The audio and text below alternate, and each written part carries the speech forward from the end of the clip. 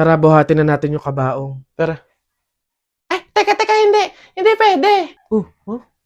Kamag-anak kayo, di ba? O, may pamahiin dyan. Bawal magbuhat ng kabaong ang kamag-anak.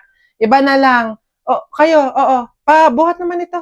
Ay, ate, hindi ako aare. Kapatid ko yan eh. Kaya ako din hindi pwede magbuhat. Pabangkin ako niyan eh. Ay, ganun ba?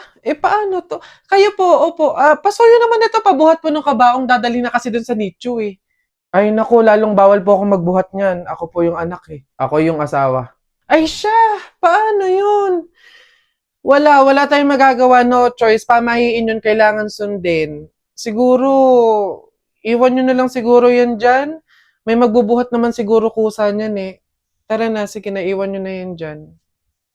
Tara na. Sa bagay, kesa naman may mangyaring masama, sundin na natin yung pamahiin. Tara na, iwan na natin yan dyan. Sige po, Bye hanggang sa po, muli. sensya na po. Bye po, ingat. Bye, Nay! Wait na lang po kayo ng rescue dyan, ha?